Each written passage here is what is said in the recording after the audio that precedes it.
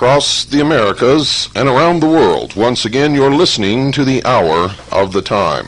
I'm your host, William Cooper, and in studio, Miss Carolyn Nelson. Folks, I'm going to be on a little investigative trip here for the next week, and while I'm going, you're going to hear reruns on both time slots. Those of you listening now have probably never heard these episodes of the Hour of the Time, and you should always listen to this broadcast with a pad of paper and a pencil or pen by your side. Never, ever make the mistake of sitting down without a pad of paper and a pen or pencil to listen to the Hour of the Time. We have very short patience around here for people who do not follow directions. So if you call up and want us to recount the show for you because you didn't have your pad of paper and your pencil, I'm sorry, we don't have time to do that. We're very, very busy here. So make sure you get it the first time. If you miss a telephone number because we only say it once, that's okay. Now, I want you all to remember and try to catch both broadcasts each day, simply because they're not the same, ever. What's broadcast in this time slot, 5 p.m. Pacific, 6 Mountain, 7 Central, and 8 p.m. Eastern Standard Time, is not the same information that is broadcast during the later time slot, which is 9 Pacific, 10 Mountain, 11 Central, and midnight Eastern Standard Time. Tonight's show is important, for it verifies everything that I've been telling you in the Mystery Babylon series, which we have done 31 episodes of, and we have included The Dawn of Man, which ran prior to the production of the Mystery Babylon series, in any orders for this series.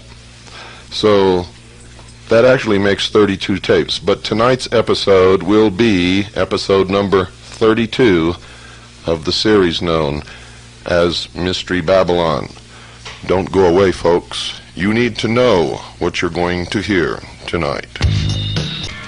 For those of you who don't believe that those who call themselves illumined, the only truly mature minds in this world, and thus are the only ones capable of deciding the future or of ruling the rest of us, those of you who don't believe these people have infiltrated all levels of our society, our government, our military, our law enforcement, I want you to listen carefully to what I'm going to read you.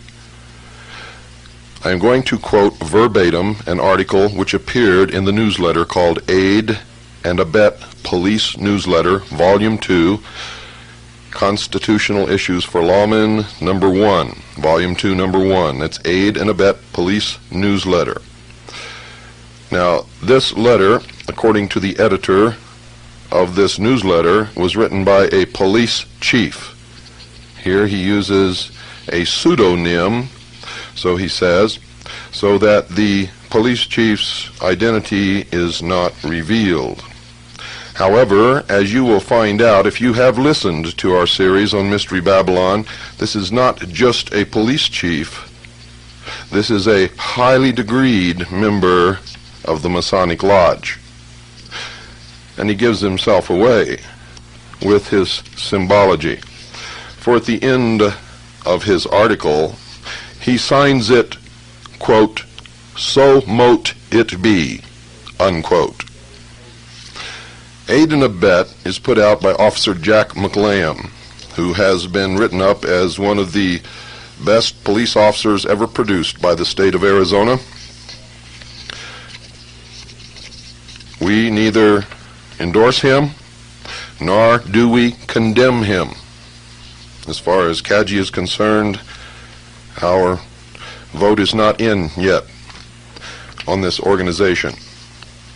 We know that in order to bring about the New World Order, they need to identify everyone who will uphold the real law, the Constitution, the supreme law of the land. They need to identify those people and get them out of positions of authority, and if necessary, take them out of society completely. There are organizations which exist solely for the purpose of identifying those people in government, those people in the patriot community, those police officers serving in police organizations who would ultimately support the Constitution and the Bill of Rights against any effort to destroy it. Aid and abet may be one of these means. We do not know that for certain. But if you listen to this letter, because it's signed with a pseudonym, may not be from a police chief at all, but may be from those who control aid and abet to tell the police officers what is expected of them in the New World Order. Again, we do not know this to be true, but we have discovered, ladies and gentlemen, in our investigations that those who oppose us, who would destroy us, use the Hegelian dialectic of political conflict resolution. They control both sides of every issue. They set in motion methods and means to identify their enemy and destroy their enemy before their enemy can hurt them. And that's why we have been on the losing end for literally thousands of years with these people. I now quote from this newsletter. To the question of, do some judges, prosecutors, and police officers today commit dishonest acts to put criminals away? I answer an unequivocal yes. But it is hoped that it is not done without just cause. True immorality exists only when the cause is not just. Notice how they've turned the definition of morality around. And he goes on, after more than 20 years of service to my fellow Americans, I realize what reality is. The truth is that today many judges, attorneys, police officials, and officers are devotees of the religion of secular humanism, myself included. Some of our members, mainly out of fear, will not admit that SH is a religion, that secular humanism is a religion. They are apprehensive that we might be treated as the so-called Christians have been treated under the doctrine of separation of church and state. Such fear might be well founded if this were 15 to 20 years ago. Not so today. Reason being, colleagues of our faith are, for the most part, in control of the agencies and organizations such as the ACLU, ABA, Justice Department, etc., that would normally protest such cases. Although this may at first seem unfair, it is not. But allow me to proceed, and I believe you will come to full understanding of this and many other important facts. My feelings are that it is time we shepherds open the eyes of our flock and further sort out those we cannot take with us into the 21st century. I'm going to pause here. In case you don't understand exactly what this man just said, I'm going to read this paragraph again to you. Remember, this is purported to be a police chief writing under a pseudonym to the police newsletter called Aid and Abet. Listen very carefully, ladies and gentlemen, and you'll see when I've labeled you sheeple, I have not been incorrect. Quote, my feelings are that it is time we shepherds open the eyes of our flock and further sort out those we cannot take with us into the 21st century. Now, those of you who thought that I was insane when I told you that if you don't go along with the New World Order, if you can't renounce your old religion and your old societal ways and your old morals and conform to the new age, you will be exterminated. They make no secret of this. I continue. Any that would deny that our religion of secular humanism is not a valid religion should do their homework. The Supreme Court decided that it is a religion some years ago in the Torcaso versus Abington, Abington versus Shemp, and in Torcaso versus Watkins cases. According to the High Court, it is, quote, belief, not body, creed, or cult, which appears to be the essence of religion, unquote.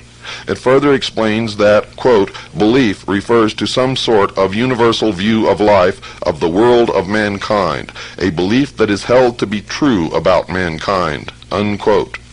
In essence, the Supreme Court said that one's religion can be, quote, any worldview with or without reference to God, theistic or non-theistic in nature, unquote.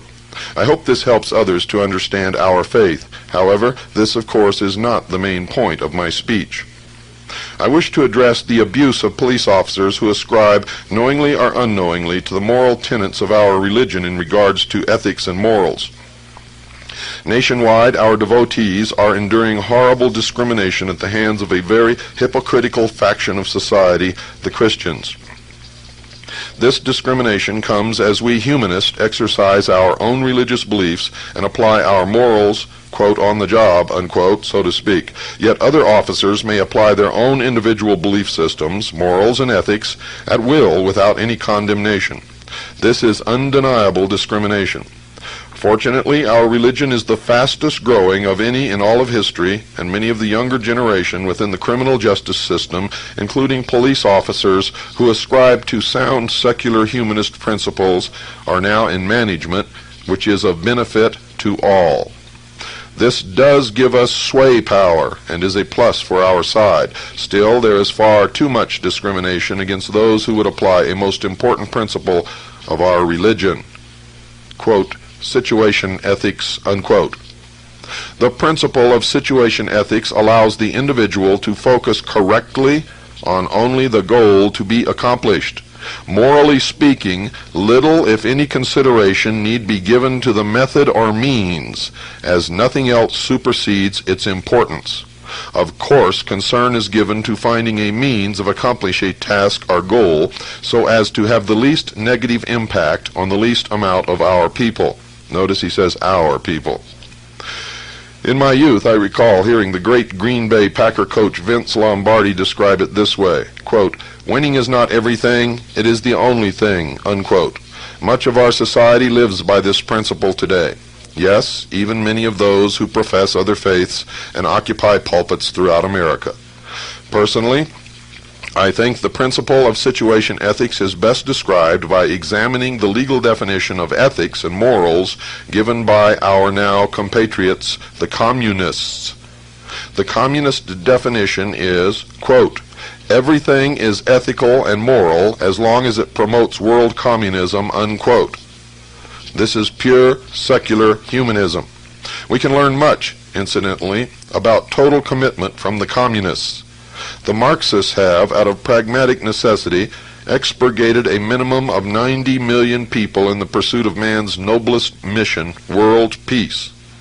What intelligent person could call immoral any means used to accomplish this all-important goal? Do you think this guy's playing with a full load of bricks here? I don't. And he continues, in our great humanist manifestos, signed in 1933 and 1973, we explain our moral creed, which is very much the same as the Marxist creed, yet set forth in much more palatable and tactful terms. Here is a brief summation of our beliefs regarding ethics and truth. Ethics. Moral values derive their source from human experience. Ethics is autonomous and situational, needing no theological or ideological sanction. Ethics stems from human need and interest. To deny this distorts the whole basis of life. We strive for the good life here and now. And that's from the Humanist Manifesto 2, written and signed in 1973. Authority and truth. We reject those features of traditional religious morality that denies humans a full appreciation of their own potentialities and responsibilities.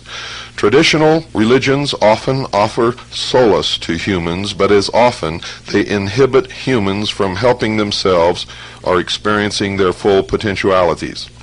We can discover no divine purpose or providence for the human species. Humans are responsible for what we are or will become.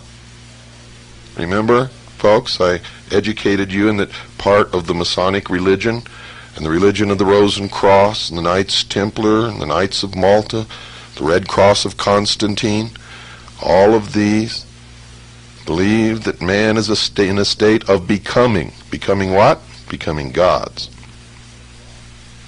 I continue. Humans are responsible for what we are or will become. No deity will save us. We must save ourselves. That's from the Humanist Manifesto 2, 1973.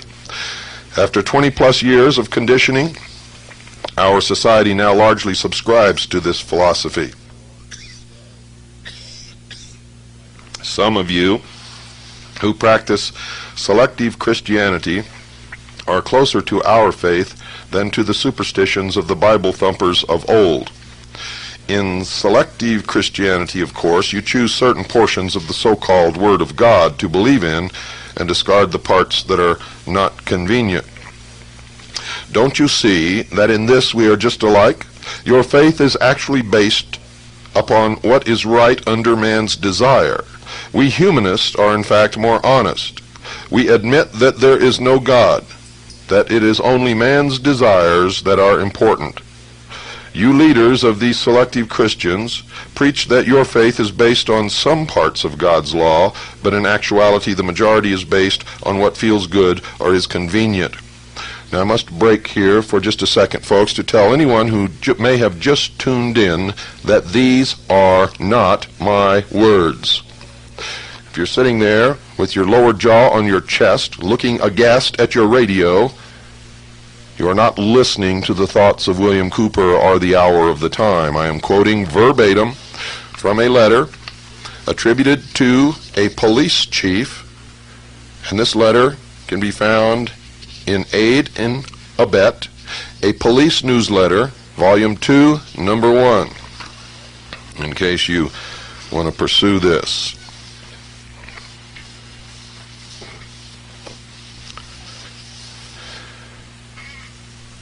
Quite obviously, I'm continuing now, quite obviously, America's government now operates under the guiding principles of humanism. Deception, lying, cheating, stealing, killing is all moral if it promotes the attainment of our essential goals. This is true righteousness. Folks, I got to stop right here and tell you this is true bullshit.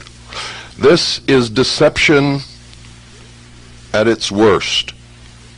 For these people are actually believing that wrong is right and right is wrong. And that is exactly what we were warned about in these days. And that is what I warned you about in my book, Behold a Pale Horse.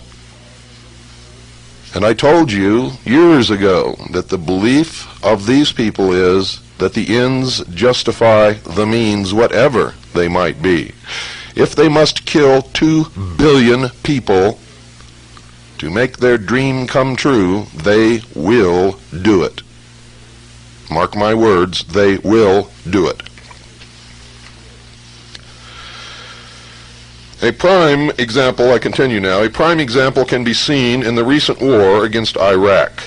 Over 250,000 have lost their lives so far, and more are dying every day, all for the attainment of a higher good, the goal of our great humanist leaders, world peace through world government. You see, the writer of this letter understood what I understood about the Gulf War. It wasn't about Iraq taking Kuwait. It was, in fact, about a new world order. George Bush even stated that. He said in our speech, his speech, I should say, our fifth goal in the Middle East is a new world order. Though I would venture to say that he stated it as his fifth goal in order not to give it too much attention in the public eye. It was actually the first goal, ladies and gentlemen. I continue. This New Age teaching is the reason why, for example, a police officer, one of secular humanist persuasion, is likely to risk his very life to save a member of society one moment, and the very next moment take the witness stand and lie in order to win an important case. This is not to be considered immoral, given the particular standard of ethics upon which such an officer bases his morality, namely, that the end justifies any means. In other words, again, the higher good principle. Many people still do not understand this. They don't understand that this is why our presidents and their staffs, members of Congress and hosts of others with leadership roles in America, lawyers, judges, etc., lie and cheat right alongside our dedicated humanist law enforcers. To repeat, all for the greater good of society, or in effect the system. And I add outside the letter written by the chief, if it is really a chief, ladies and gentlemen, that all of these people belong to the secret societies, the ones who lie and cheat and murder. And I continue. What the masses must be made to understand and never be allowed to forget is that this is for their own good. They should know by now that those who are actually in control of our government, as Colonel Oliver North explained, truly know what is best for the people. They must also know that under the New World Order, the justice system's primary mission will be to protect the system from the masses. It is precisely in view of this that we on the inside have been obligated all along to use the system to suppress dissenters as quickly as possible before any radical anti-world government, anti-humanist group can gain the upper hand. I must read that again, folks, for those of you who may be a little bit slow in understanding, and some of us are, especially with something that you can't quite grasp and never heard before. That's excusable. Again, what the masses must be made to understand and never be allowed to forget is that this is for their own good. They should know by now that those who are actually in control of our government, as Colonel Oliver North explained, truly know what is best for the people. They must also know that under the New World Order, the justice system's primary mission will be to protect the system from the masses. It is precisely in view of this that we on the inside have been obligated all along to use the system to suppress dissenters as quickly as possible before any radical anti-world government, anti-humanist group can gain the upper hand. You're aware, of course, that the vast majority of Americans seek only peace and security. They hardly even realize that they have virtually made government their new god, to which they turn for the fulfillment of every need. Our New Age leaders, and we soldiers as their arms and legs, stand ready to give the masses all for which they pray. And ladies and gentlemen, I, William Cooper, in the hour of the time, have warned you that if you don't wake up, if you don't change the course of the future, that you would get exactly what you want, and that you would be slaves in a new world order. You see, to revert to the state of childhood means you must have a daddy. Some daddies aren't too nice, and even the nice ones restrict your personal freedoms until you reach the age of maturity. In this case, there will be no age of maturity, I can assure you. I continue with the letter. Let me repeat, our job within the criminal justice system today is to protect the plan, the system, and punish those that our leaders decide are enemies of that system. You doubted me when I said there was a plan, ladies and gentlemen? There is the verification that there is, in fact, a plan, an ancient plan. I continue. Of course now, as with our Soviet colleagues under New Age humanist situation ethics, we are not limited in the methods we may apply to win. We can therefore proceed with unobstructed haste to make the masses safe and peaceful. Let's look again at our example of that police officer who routinely risks his life for others and yet will lie on the witness stand to help his government win some case in court.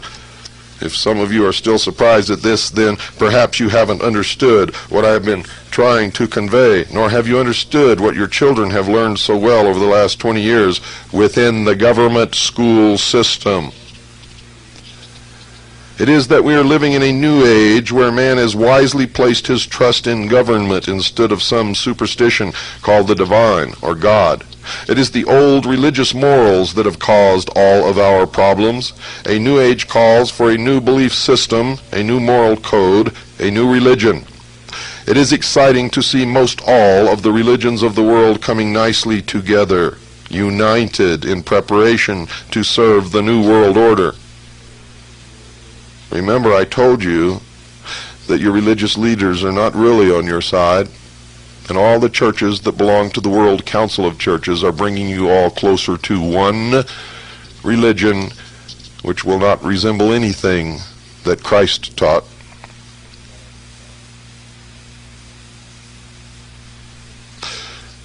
I continue.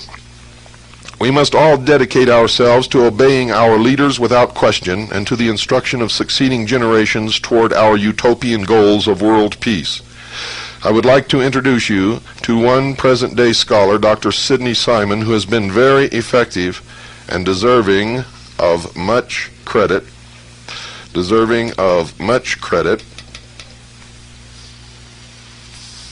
For his efforts in this work of re-educating humanity.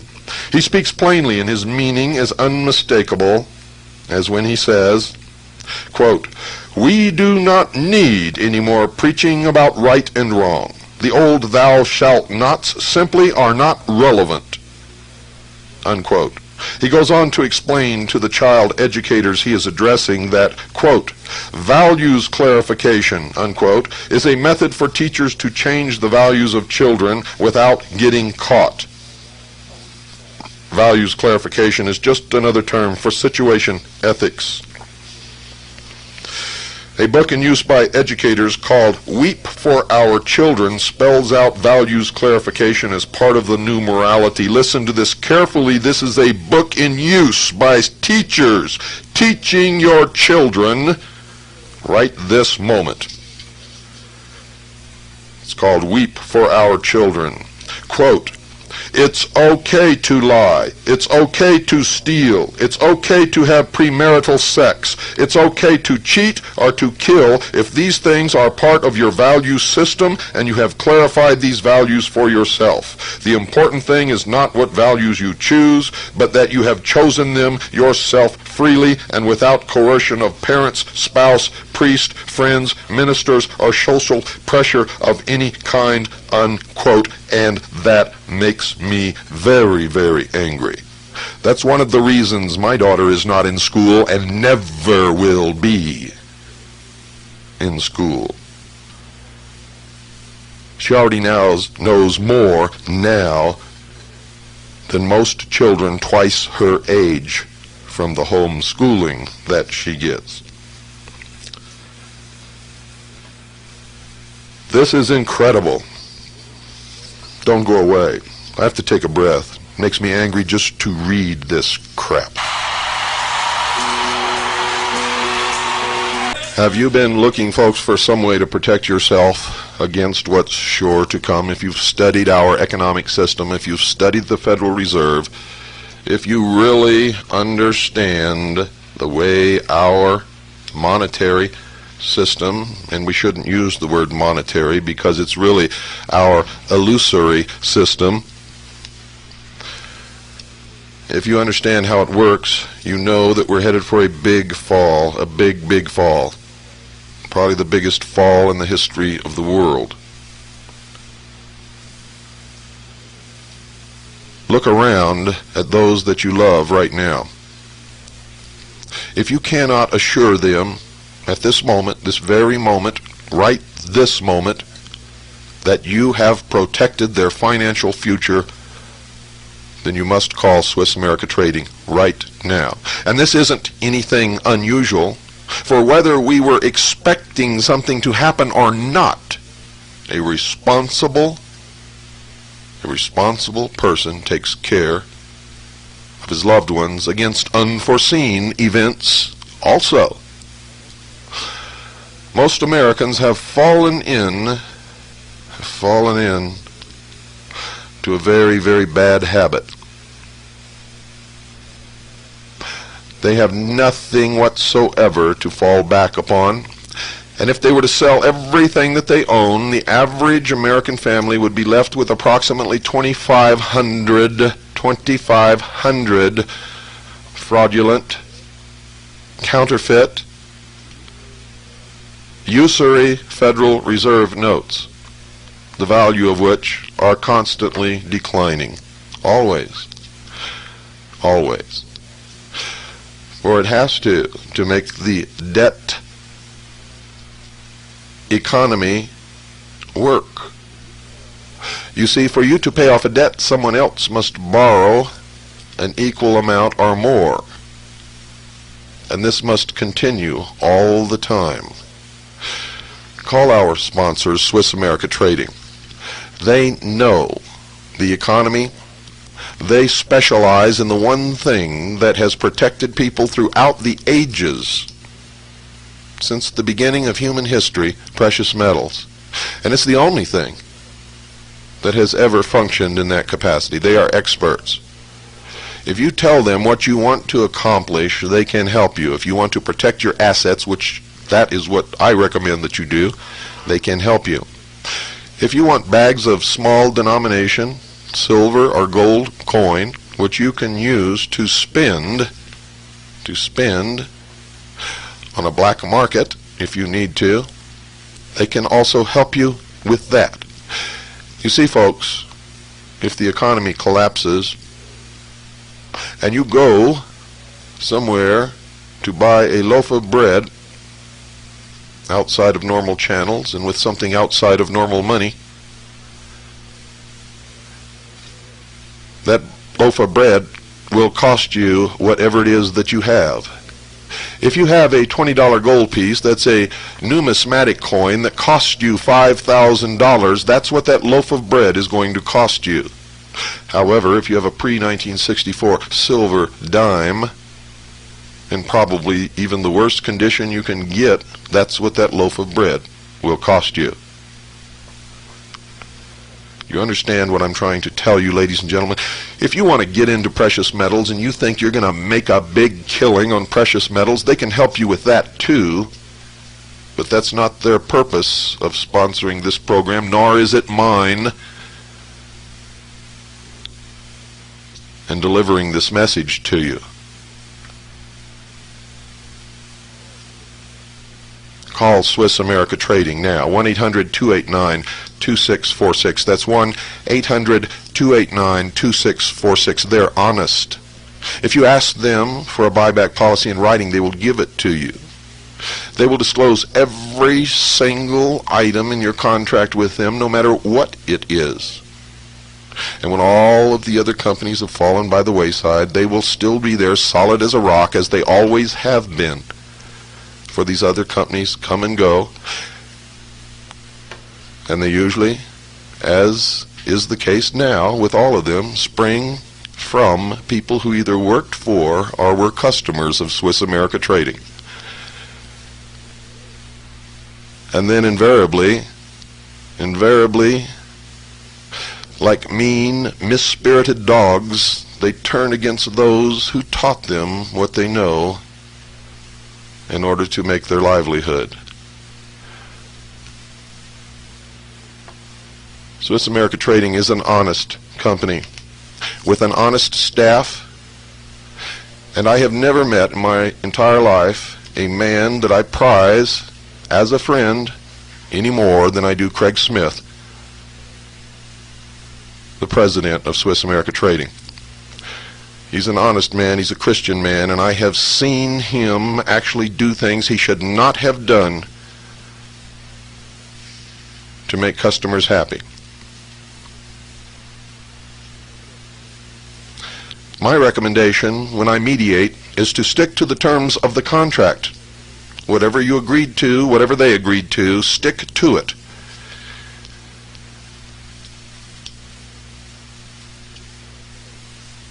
Swiss America Trading usually gets took a little bit in these transactions when somebody has a little larceny in their heart, but most people do not. If you want to deal with honest, good Christian people, call Swiss America Trading now, 1-800-289-2646. That's 1-800-289-2646. I back them with my personal reputation, ladies and gentlemen. And if you know me, you know I don't just do that for anybody. Not only that, but I do not make one single penny from Swiss America Trading. They pay for the airtime. Their checks go directly to the radio station. Not 1 cent goes into my pocket. Call them now, 1-800-289-2646. You'll be glad that you did. Ladies and gentlemen, I'm going to read the last paragraph again. I want you to hear this. Remember, this is a book in use by teachers, educators, called Weep for Our Children, and it spells out values clarification as part of the new morality. Quote, "It's okay to lie, it's okay to steal, it's okay to have premarital sex, it's okay to cheat or to kill if these things are part of your value system and you have clarified these values for yourself. The most important thing is not what values you choose, but that you have chosen them yourself freely and without coercion of parents, spouse, priest, friends, ministers, or social pressure of any kind." Unquote. It is such that secular humanism proponents in the government schools, the teachers whom we can thank for remolding the values of these next generations. When the government national child care bill is passed, it will be a great day for humanists and proponents of world peace. What wonders we can achieve once we have the attention of the nation's preschoolers for 6 to 9 hours a day. Look what we have already accomplished with the older age groups of America's youth. As I hinted earlier, this new society based on the deity of man will demand a new kind of law enforcer. Remember I told you? They believe that man is in a state of becoming what? A god. He says, as I hinted earlier, this new society based on the deity of man will demand a new kind of law enforcer. One of our educators said to me some weeks ago, America's religious zealots of the past would be shocked at the changes the people have allowed. She was correct, for after all, it was James Madison that said, quote, "We have staked the whole future of American civilization not upon the power of government, far from it. We have staked the future upon the capacity of each and all of us to govern ourselves, to sustain ourselves according to the 10 Commandments of God," unquote. But it is a new day, and we are fast proceeding into the 21st century. Americans no longer wish to assume the responsibilities of governing themselves. Happily for them, there is a whole new generation of very dedicated leaders and enforcers in government to see that they are cared for. Let me address for a moment the question of police manpower. As the citizens relinquish out of fear more of their rights, more enforcers are required to regulate and supervise the people's activities so that they remain safe and peaceful. Who would have thought 100 years ago that the integration of fear of literally everything would have been the answer to establishing the New World Order? Credit for this innovation goes to the free thinkers of the last generation. And folks, if you think he's wrong, just look at yourselves. Look what you put up with. Look what you've allowed to happen. Look at the state our nation is in. Look at the fact that we've already lost most of the Bill of Rights, the portion of the Constitution known as the first 10 Amendments. You all file and pay income taxes which you are not required to file or pay. You do everything out of fear. And that's why you're known as the sheeple. Most of you. Not all, but most, without any doubt. Most of you That title fits like a handmade pair of Italian shoes. It's very comfortable, isn't it? Isn't it?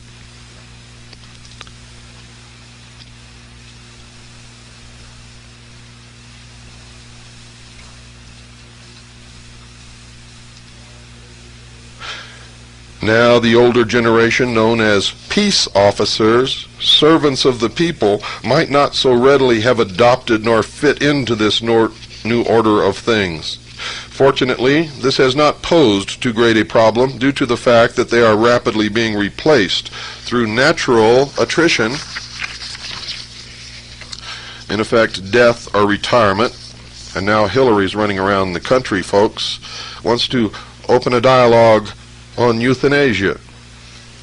Timely, isn't it? I continue. The next 7 to 8 years will see the last of them removed. At the same time, police agencies are of necessity attempting more and more to screen out before hiring those prospective officers who believe in the old religious superstitions. This is wise because these zealots will not do the things that will be required of them under the new system.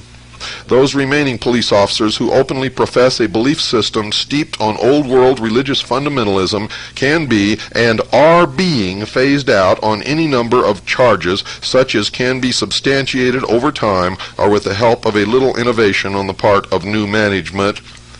And we believe that this organization, Aid and Abet, may be the organ used to identify those police officers.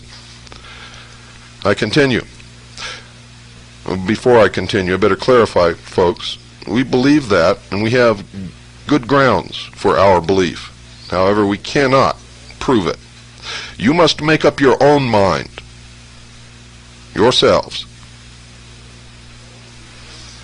I continue. Some of these old-time officers complain that this type of job discrimination is unconstitutional and immoral. But we know they are wrong. Under situation ethics, all things are moral as long as they promote the goal. Therefore, they are not being removed for any evil cause. They are incompatible and simply non-functional for the duties that will be required of them. You might ask yourself, ladies and gentlemen, what are the duties that will be required of them? I think you've already seen some examples at Ruby Ridge and Waco, Texas, and many other places. And I go on with the letter. I feel I need to say again that if a professional police officer must lie against those who violate the law, then it is moral. The same is true when government judges and attorneys withhold evidence and witnesses from the jury to win their cases. When a politician lies to win an office or makes deals that promote the new order, it is moral. Let me tell you what is truly immoral. I will use the issuance of traffic citations as only one example. True immorality is when 5 out of 10 good upstanding citizens take the witness stand, swear an oath to their God, and then proceed to fabricate lies to get out of their tickets. This our enforcement officers witness daily in court. To them, this is not only immoral, but highly hypocritical. The enforcer's dishonesty helps society as a whole. If a government agent lied for personal reasons, then it would be immoral. If done for the betterment of mankind, it is not. And that is the most important lesson I bring you today. It is one thing when a leader or agent of government has to lie or otherwise deceives his subjects. It is quite another when an ordinary individual from among the masses, quote, bites the hand that feeds him, unquote, by lying to those who are bringing salvation in this brave new world. Do we see this important difference? The old world understood that it was the greatest of sins to lie or to deceive God. The generations of devotees that wish to enter the new world must likewise be brought to the understanding that it is the greatest of sins to lie to deceive their new God government. Any such disloyalty would surely hamper the progress of those engaged in ushering in the glorious New World Order. We are not concerned with the few who may resist this new order, for out of pragmatic necessity their fate has been amply allowed for in the master plan. What we are most concerned about at present is that the obedient masses be made to understand that it is detrimental to progress for them to suggest that their supervisors wallow under the pressure and futility of the antiquated superstitions, morals, and dogma of the past. There will be some difficult changes facing the person entering this new society. On these issues, however, we can assure the people there will be no compromise. Thank you for listening. May the blessing of the new order come swiftly upon us. So mote it be.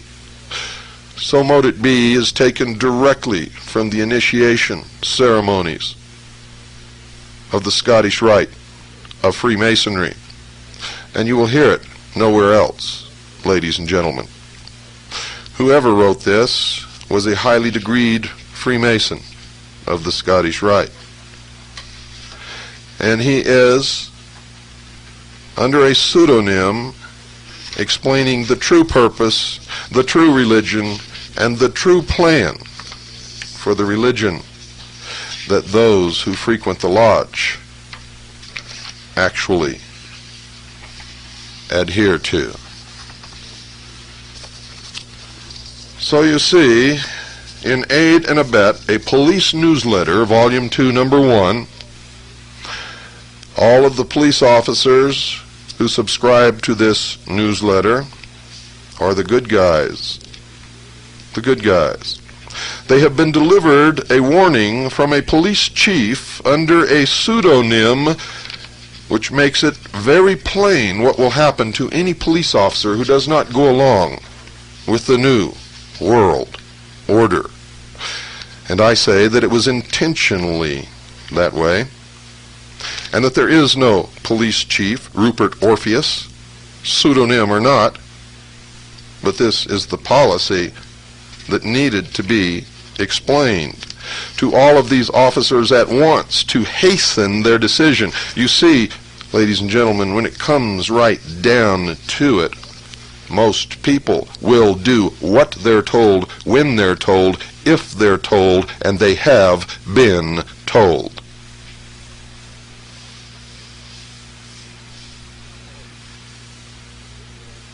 I hope that you are intelligent enough to understand what you have just heard and exactly what it means. If you are not, dear sheeple, God have mercy upon your soul. You're going to need it.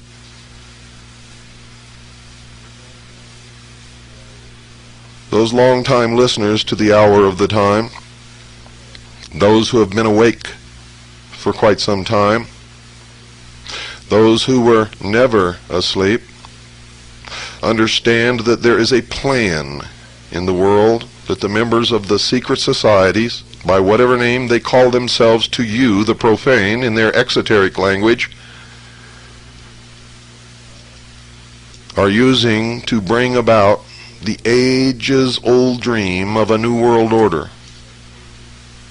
where the masses are totally and completely controlled for each and every second of every moment, of every hour, of every day of their lives. And where the priests of the mysteries govern in what they call a council of wise men. The public at large will not know much about this council of wise men, for there will be at the head of this council a charismatic religious and political leader. This is necessary, for the public needs somewhere to vent their emotions, their elations, their angers. And it will make no difference if they topple this leader from his throne. The real leaders will remain untouched as they have remained untouched throughout the history of the world. Those of you who really believe that this hick, William Clinton, is leading this nation and making the decisions,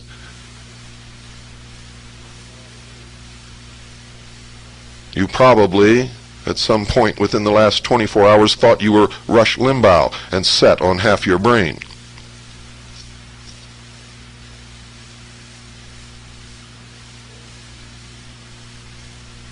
And those of you who believe that you really have a choice at election time, when the choice has already been made, and it's especially damaging if you believe that your vote really counts when it is the Electoral College that elects the president. And in fact, that's really not necessary unless some ringer slips into the choice, like Gary Hart. Didn't you wonder why Gary Hart was completely and totally destroyed forever because someone photographed him on a boat with one woman not doing anything wrong?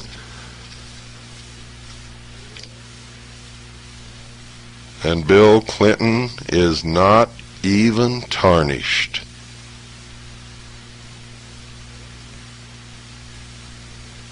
Don't you understand? Bill Clinton is just a messenger boy.